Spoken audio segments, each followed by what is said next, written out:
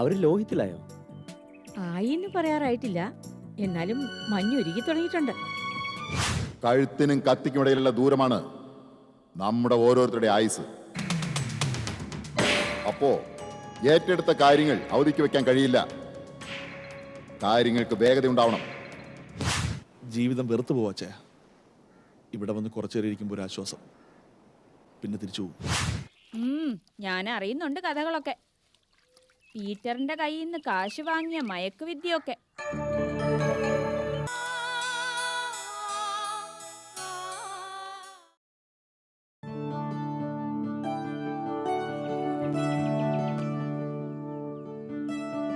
ഇഷ്ടപ്പെട്ടോ? മുകളിൽ എന്താ ഒരു ശക്തി പോരാത്തത്? എന്താ പോരെ? ഇതെന്താമേ പതിവ് പാറ്റേണെന്നൊരു ചേഞ്ച്? എന്റെ കളറിന് യോജിച്ച ഷർട്ട് ഞാൻ സെലക്ട് ചെയ്ത പോലെ ഇത്രയും നന്നാവില്ല. അത് സമ്മതിച്ചല്ലോ. സമ്മതിച്ചു. എന്നാ ഇവിടെ ഹീറോ ഞാനല്ല, നിന്റെ പഴയകാല സഹപാഠി ഊർമിള. അങ്ങനെ പറ. അപ്പൊ ഊർമിളയും കൂട്ടി പോയതുകൊണ്ട് ഗുണമുണ്ട്. എവിടെ ഊർമിള? നന്ദി നേരിട്ട് അറിയിച്ചേക്കാം. ആ, ഇപ്പോഴങ്ങോട്ട് പോലെ. അവിടെ ഗുരുശിഷ്യ ബന്ധം പുതുക്കുന്ന തിരക്കിലാ രണ്ടുപേരും. മിഴിച്ചു നോക്കണ്ട, മാഷിന്റെ ഊർമിളേരും കാര്യം തന്നെയാ പറഞ്ഞത്. അവര് ലോഹിത്തിലായോ? ആയിന്ന് പറയാറായിട്ടില്ല, എന്നാലും മഞ്ഞുരുകി തുടങ്ങിയിട്ടുണ്ട്. എല്ലാവർക്കും തുണിയെടുത്ത് കൊടുത്തി മാഷിനും എടുത്തു വരണം. സെലക്ഷൻ ഇഷ്ടമായോന്ന് ചോദിച്ചപ്പോ അറിയാതങ്ങ് പറഞ്ഞു പോയി ഇഷ്ടമായിന്ന്. അതിനുശേഷം അറിയണത് ഡ്രസ്സ് സെലക്ട് ചെയ്തത് ഊർമിളയാണെന്ന്. ചുരുക്കി പറഞ്ഞ ടീച്ചർ മാഷിനെ ട്രാപ്പിലാക്കി നടത്തും. ചെറുതായെന്ന് ട്രാപ്പിലായെന്ന് വിചാരിച്ച ഒരു കുഴപ്പമില്ല. എത്ര നാളെന്ന് കരുതിയാ മാഷ് ആ പെൺകുട്ടിയുടെ മുമ്പില് മുഖം തിരിച്ചു നിൽക്കുന്നത്? എന്തിനും ഒരു അവസാനം വേണ്ടേ? മാഷിന്റെ പെരുമാറ്റം അത്രയ്ക്ക് വേദനിപ്പിക്കുന്നുണ്ട് ആ കുട്ടിയെ. അമ്മ ആത്മാർത്ഥമായിട്ട് പറ. അച്ഛൻ ഇപ്പോൾ ഊർമിളയോട് കാട്ടുന്നതൊക്കെ കൃത്രിമ ഗൗരവമല്ലേ? സ്നേഹം ഉള്ളിൽ ഒളിപ്പിച്ചുകൊണ്ട് കാട്ടുന്ന ഒരുമാതിരി പരുക്കൻ സ്വഭാവം. അതേന്നേ, അതേക്കുറിച്ച് ഞാൻ ഊർമിളയോട് പറയുകയും ചെയ്തു. മനസ്സ് നിറയെ ആ കുട്ടിയുടെ സ്നേഹ മാഷിന്. ഒരുപക്ഷെ നമ്മളെക്കാളൊക്കെ 10 മടങ്ങ്. ശരിയാണ്. എന്ത് തെറ്റ് ചെയ്തെന്ന് പറഞ്ഞാലും അച്ഛന് വെറുക്കാൻ കഴിയില്ല ഊർമിളയെ. പിന്നെ ഞാൻ മനസ്സിലാക്കിയെടുത്തോളം അച്ഛൻ ഇപ്പം കാട്ടുന്ന ഗൗരവമൊക്കെ അച്ഛൻ്റെ ആകാംക്ഷയാണ്. ഊർമിളയുടെ നാളെക്കുറിച്ചുള്ള ആകാംക്ഷ. ഇന്നല്ലെങ്കിൽ നാളെ ഊർമിള ഒരു അമ്മയാവും. അമ്മയും കുഞ്ഞിനെ ഏറ്റെടുക്കാൻ അവൾക്ക് ആരുമില്ലല്ലോ ഇപ്പോൾ. ആര് പറഞ്ഞു അവകാശികളില്ലെന്ന്? അവരെ ഏറ്റെടുക്കാൻ അവകാശികൾ വന്നില്ലെങ്കിൽ നമ്മൾ ആ അവകാശം ഏറ്റെടുക്കും. രണ്ടാളെയും പൊന്നു പോലെ നോക്കുകയും ചെയ്യും. അമ്മയ്ക്ക് എല്ലാവരും സ്നേഹിക്കാനേ കഴിയും, അതെനിക്കറിയാം. പക്ഷേ അച്ഛൻ കുറച്ചുകൂടി കടന്നു ചിന്തിക്കുന്നു. ഒരു വലിയ ബാധ്യതയാണോ പിടിച്ച് തലയിൽ വെച്ചിരിക്കുന്നതെന്ന് ഭയക്കുന്നു. ആ ഭയമൊക്കെ അധികം വൈകാതെ മാറിക്കോളും. ഇല്ലെങ്കിൽ ഊർമിള തന്നെ മാഷെ മാറ്റിയെടുത്തോളും. അതിന്റെ തുടക്കമാണ് ഈ തുണിയെടുപ്പെന്ന് കൂട്ടിക്കോളൂ. അവസാനം ഗുരുവും ശിക്ഷയെ ഒന്നിക്കുകയും നമ്മളൊക്കെ പുറത്താവുകയും ചെയ്യുമോ? അത് ചിലപ്പോ സംഭവിച്ചേക്കാം. എന്നാലും കുഴപ്പമില്ല. മാഷ് അവളെ സ്നേഹിച്ചാൽ മാത്രം മതി എനിക്ക്. അത്രയ്ക്ക് പാവാ ആ കുട്ടി.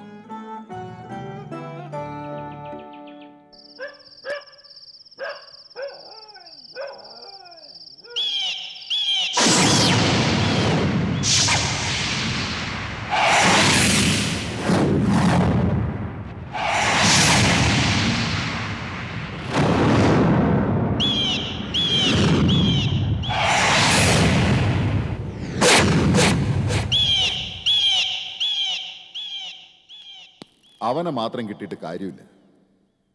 അവളെവിടെ? നിങ്ങളുടെ കയ്യിൽ നിന്ന് രക്ഷപ്പെട്ടു. പാടില്ല. നമ്മൾ ഏറ്റെടുത്ത കാര്യങ്ങളിൽ നമുക്ക് പിഴയ്ക്കാൻ പാടില്ല. പിഴയ്ക്കരുത്. അത് നമ്മുടെ പരാജയ. ഒരു പിഴവിന് ഒരു ജീവന്റെ വിലയാ കൊടുക്കേണ്ടി വരുന്നത്.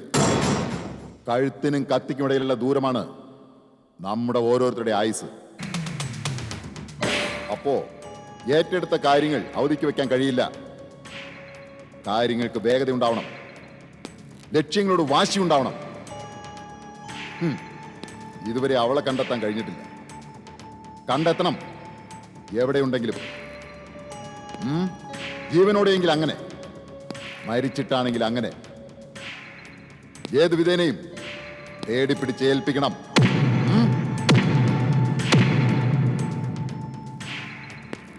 ഇവിടെ വാക്കിന്റെ വിശ്വാസമാണ് ഈ തൊഴിലിന്റെ അടിസ്ഥാനം.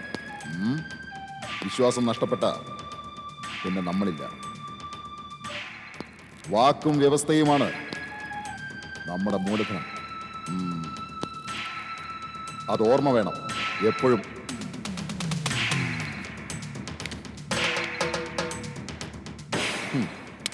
ദാ അവളുടെ ഫോട്ടോ. ഇനി ഐഡന്റിറ്റി ഒരു പ്രോബ്ലം അല്ലല്ലോ. ശരിക്കും നോക്കിക്കോ.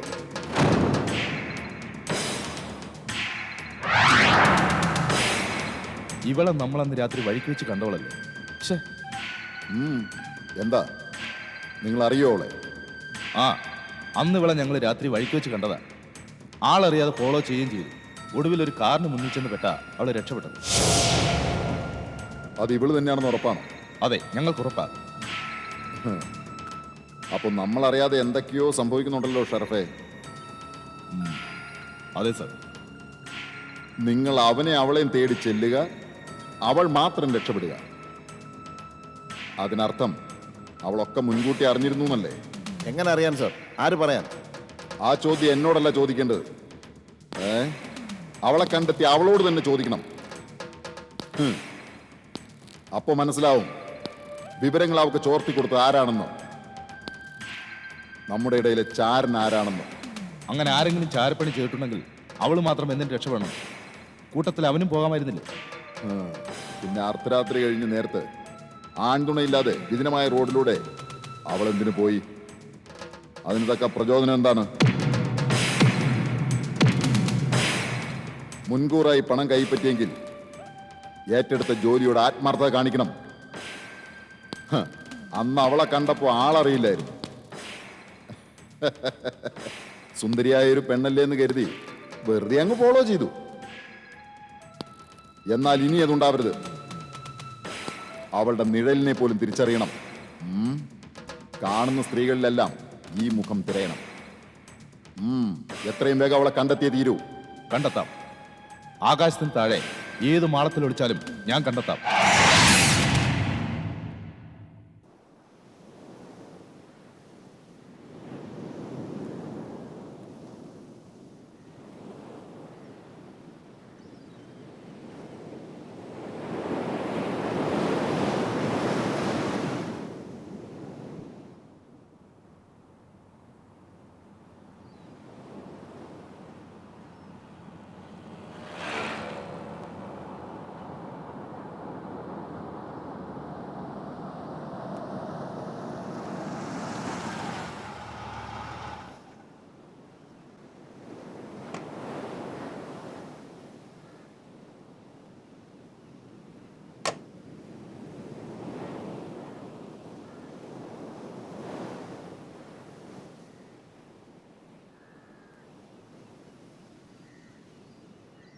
എന്നതാടോ അപ്പോ?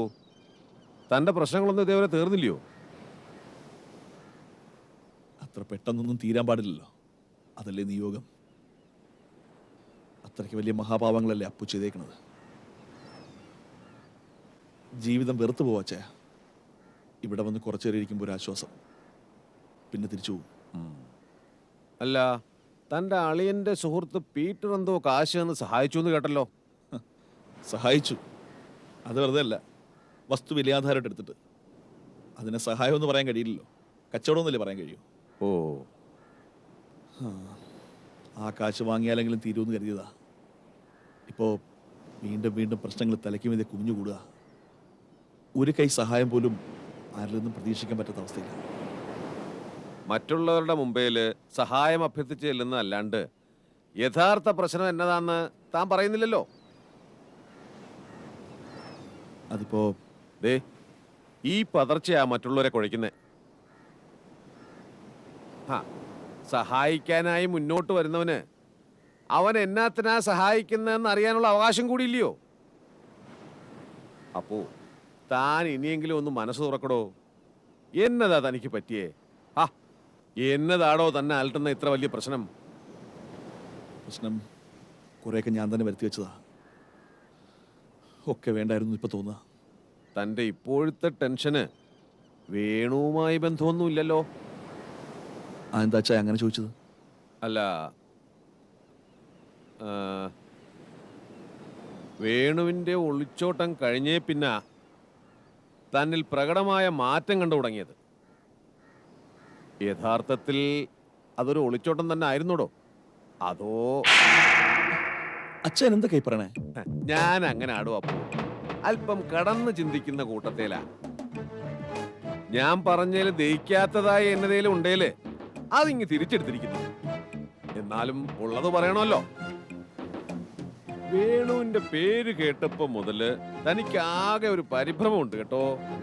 അല്ല, വല്ലാത്തൊരു ഭയമുണ്ട് മുഖത്ത്. ഞാനതിന് ഭയക്കണം? ശരിക്കും ഭയമല്ല, ദേഷ്യ. എൻ്റെ പെങ്ങളുടെ ജീവിതം തകർത്തിട്ട് മറ്റൊരുവളെ സംരക്ഷിക്കുന്നതിനുള്ള ദേഷ്യം. ആ, എന്നാ എന്റെ കാൽക്കുലേഷൻ തെറ്റിയതായിരിക്കാം. ആട്ടെ, വേണു ഊർമിള ദാമ്പത്യത്തെക്കുറിച്ച് പുതിയ ന്യൂസ് എന്നതിലും ഉണ്ടോ? മനസ്സിനൊരു ആശ്വാസം കിട്ടാനായി ഇവിടെ അഭയം തരുന്നു പറഞ്ഞല്ലോ ചായ. പിന്നെന്തിനാ കേൾക്കാൻ ഇഷ്ടമല്ലാത്ത കാര്യങ്ങൾ വലിച്ചടിക്കുന്നത്? സോറി പറയേണ്ടതാണ്, പക്ഷെ പറയുന്നില്ല. കാരണം കേൾക്കാൻ ഇഷ്ടപ്പെടാത്തത് പറഞ്ഞെങ്കിൽ അതിന് ഉത്തരവാദി താൻ തന്നെയാ. യഥാർത്ഥ പ്രശ്നങ്ങൾ തുറന്നു പറഞ്ഞില്ലേ, കേൾവിക്കാർ ചിലതൊക്കെ ഊഹിച്ചെടുത്തെന്ന് വരും. സ്വന്തമായ ചില കഥകൾ മെനഞ്ഞെടുത്തൊന്നും വരും. അങ്ങനെ ഞാൻ ക്രിയേറ്റ് ചെയ്ത വിഷയമാണ് വേണുവിലെത്തി നിൽക്കുന്നത്. അല്ല, തനിക്ക് ആ ടോപ്പിക്ക് ചതുർത്ഥിയാണെന്ന് പറഞ്ഞ സ്ഥിതിക്ക് തൽക്കാലം ഞാൻ നിർത്തുന്നു. പരാതി തീർന്നല്ലോ. എൻ്റെ ഇപ്പോഴത്തെ മാനസികാവസ്ഥ ആർക്കും പറഞ്ഞാൽ മനസ്സിലാവില്ല. മനസ്സ് നിറയെ രാക്ഷസത്തിരെ അടിക്കുക. ഏത് നിമിഷവും എന്നെ വിഴുങ്ങാൻ പാകത്തിന്. അല്ല, നാട്ടുകാരുടെ മുഴുവൻ പ്രശ്നങ്ങളും സോൾവ് ചെയ്യുന്ന ആളല്ലയോ രാമകൃഷ്ണൻ. എന്നിട്ടെന്തേ അയാൾക്ക് സ്വന്തം അനിയന്റെ പ്രശ്നങ്ങൾ സോൾവ് ചെയ്യാൻ കഴിയുന്നില്ല? ആർക്കും കഴിയില്ല ചായ. അത്രയ്ക്ക് ചുഴിയിലകപ്പെട്ട് കഴിഞ്ഞു ഞാൻ. രക്ഷിക്കാൻ ശ്രമിക്കുന്നവരും എനിക്കൊപ്പം പോരും. ഇനിയിപ്പോ വരുന്നതൊക്കെ കണ്ണുടച്ച് സ്വീകരിക്കാം. സ്വന്തം പ്രവൃത്തിയുടെ ഫലമാണെന്ന് കരുതി ആശ്വസിക്കാം. അതേ ഉള്ളൂ മാർഗം.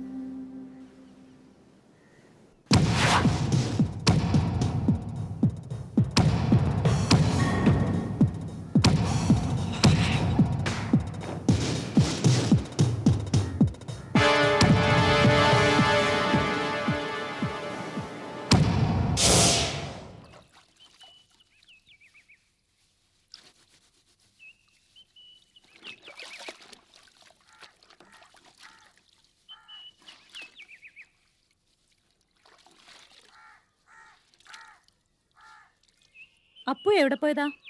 എനിക്കറിയില്ല ചേച്ചി. എന്താ ഇവന്റെ പ്രശ്നങ്ങൾ? ചേച്ചിക്കറിയാലോ, ഒന്നും എന്നോട് പറയാറില്ല. ചോദിച്ചാൽ പിന്നത് മഹാ അപരാധമാവും. അതുകൊണ്ട് ഞാനൊന്നും ചോദിക്കാറുമില്ല. എപ്പോഴെങ്കിലും എന്നോട് പറയണമെന്ന് തോന്നുമ്പോൾ പറയട്ടെ. വെറുതെ ഞാനെന്തിനാ ചീത്ത കേൾക്കുന്നേ? ചുമ്മാതെയാ നാത്തൂനെ. ഇവൾ ഈ പറയുന്നതൊക്കെ നാത്തൂനങ്ങ് വിശ്വസിച്ചോ? ഇവൾക്കെല്ലാം അറിയാന്നേ. ഞാൻ അറിയുന്നുണ്ട് കഥകളൊക്കെ. പീറ്ററിന്റെ കയ്യിൽ നിന്ന് കാശ് വാങ്ങിയ മയക്കുവിദ്യയൊക്കെ. അല്ല, നീ എങ്ങനെയാടി അയാളെ ഇങ്ങനെ മയക്കിയിട്ടിരിക്കുന്നത്? നിന്നെ സമ്മതിച്ചു തന്നിരിക്കുന്നു. ഹോ, നിനക്ക് കാശിന്റെ ഒരു ആവശ്യം പറഞ്ഞപ്പോ ചോദിച്ച കാശല്ലേ അയാൾ തന്ന് സഹായിച്ചത്. നിന്നെ കണ്ടിങ്ങനെ കണ്ണു മഞ്ഞളിക്കാൻ നീ അയാൾക്ക് എന്ത് കൈവശ കൊടുത്തേന്നാ എനിക്ക് മനസ്സിലാവാത്തത്.